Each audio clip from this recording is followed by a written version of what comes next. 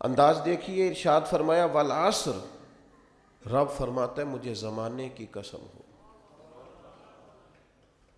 اللہ کو بھی قسم اٹھانے کی ضرورت ہے، مالک کریم کو بھی کیا حاجت ہے کہ وہ قسم اٹھائے، لیکن تاکید کر کے بات ذہن میں اتارنے کے لیے۔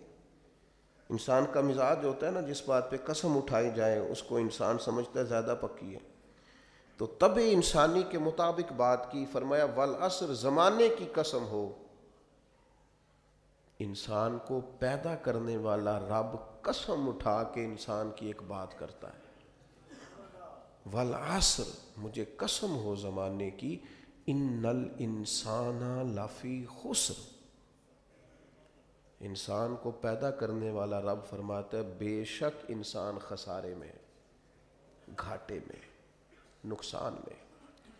لوگ اس کو کہہ رہے ہیں بڑا سیٹ ہے، لوگ کہہ رہے ہیں بڑا کامیاب، یہ بھی کہہ رہا ہے اللہ کا بڑا شکر ہے،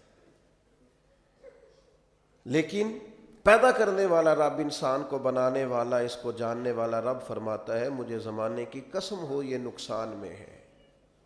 اور خسارہ، اس خسارے کو نہیں کہتے ہیں کہ لوگ کہتے ہیں میں نے کاروبار کیا تھا تو نفع نہیں ہوا، نقصان ہوا۔ خسارہ اس خسارے کو کہتے ہیں جو اصل مال بھی ضائع ہو جائے، راس المال بھی ضائع ہو جائے تو کہتے ہیں خسارہ ہوا ہے، یعنی اس کے پاس جو تھا اس میں بھی یہ خسارے میں کیا؟ یا اللہ سارے خسارے میں ہے؟ فرمایا نہیں، الا الذین آمنوا، جن میں 4 صفتیں پائی جائیں وہ نہیں خسارے میں۔ ان میں پہلی صفت یہ ہے کہ الا الذین آمنوا، بے شک وہ لوگ جو ایمان لائے، مگر وہ لوگ جو ایمان لے آئے، جن کا ایمان مضبوط ہو، جن کا عقیدہ ہو کہ اللہ ہمارا رب ہے، وہی پیدا کرنے والا ہے، وہی رزق دینے والا ہے، اسی کی تقدیر کا غلبہ ہے، رب کریم ذرے ذرے کو جانتا ہے، اللہ تعالیٰ نے جس حال میں رکھا ہے یہی حال میرے لیے بہتر ہے۔ انسان محنت پوری کرے، نتیجہ اپنے رب پہ چھوڑ دے، اسباب سارے جمع کرے، بھروسہ اپنے اللہ تعالیٰ پہ کرے، عقائد کے لحاظ سے پختہ، اور پھر اس کا عقیدہ ہو کہ بعد از خدا بزرگ تو ہی قصہ مختصر۔ کائنات میں سب سے عرفہ والا، عظمتوں والے، شانوں والے، بلندیوں والے، رفتوں والے، کائنات کے امام، نبیوں کے امام، رسولوں کے امام، فرشتوں کے امام، محبوب مطلق اگر کوئی ہے تو جناب محمد رسول اللہ ہے صلی اللہ تعالی علیہ وسلم۔ سب سے اولا ہو اعلیٰ ہمارا نبی، سب سے بالا ہو اعلیٰ ہمارا نبی، اپنے مولا کا پیارا ہمارا نبی، اور دونوں عالم کا دھولا ہمارا نبی۔ نظریاتی پختگی حاصل ہو، عقائد پختہ ہو، ایمان میں عقائد پوری طرح داخل ہے، عقائد اہل سنت کا پابند ہو بندہ۔ پھر ایک اور بنیادی عقیدہ ہے، اسی ضمن میں سارے عقائد آ جاتے ہیں، فرشتوں پر بھی ایمان ہو، اللہ کے تمام انبیاء پر ایمان ہو، اچھی بری تقدیر پر ایمان ہو، لیکن ایک بنیادی عقیدہ جس کو عقیدہ آخرت کہا جاتا ہے، اس پر انسان کا ایمان ہونا بڑا ہی ضروری ہے۔ اگر آخرت پر ایمان کمزور ہو جائے تو دنیا میں جتنے بھی عمل ہم کرتے ہیں یہ سارے کمزور ہو جائیں۔ یہ جو لوگ ڈپریشن میں، ٹینشن میں، انزائٹی میں چلے جاتے ہیں اور ایک بات بار بار کرتے ہیں کہ میرے ہی ساتھ ایسا کیوں ہوتا ہے، آخر بڑی ہی کوشش کے بعد میں ہی ناکام کیوں رہ گیا، تو انہیں بتایا جائے گا کہ کامیابی پتہ کیا ہے؟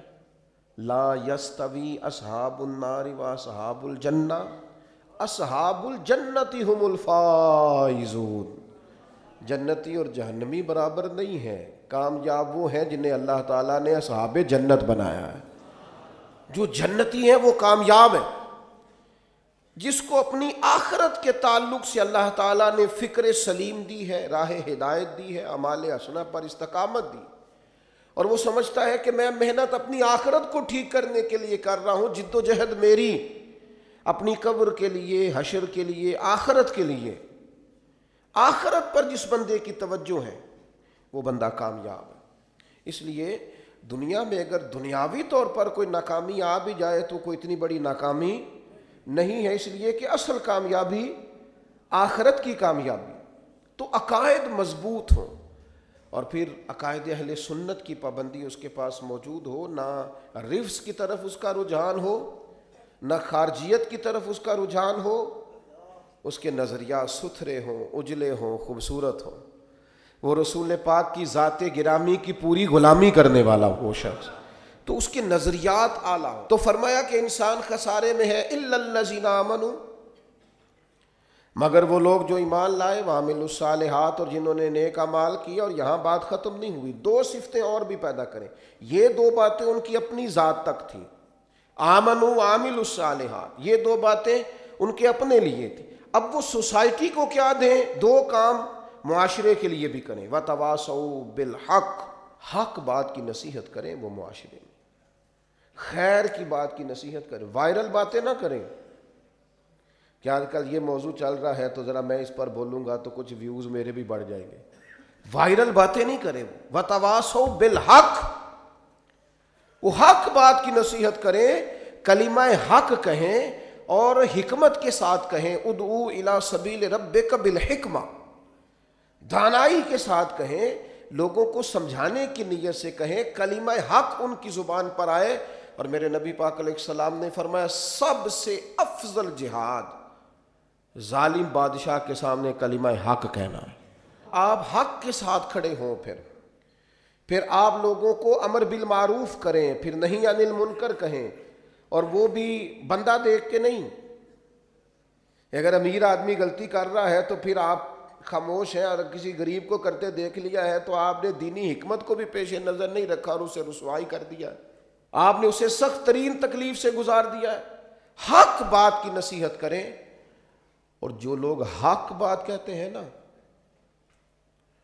ان پر تکلیف بھی آتی ہے، تکلیف آتی ہی ہمیشہ حق کہنے والوں پر۔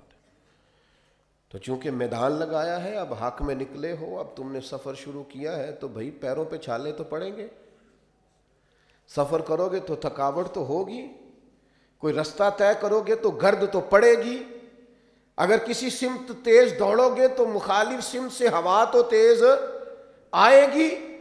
اب وہاں گھبرانا نہیں، کمزور نہیں پڑنا، تھکی باتیں نہیں کرنی۔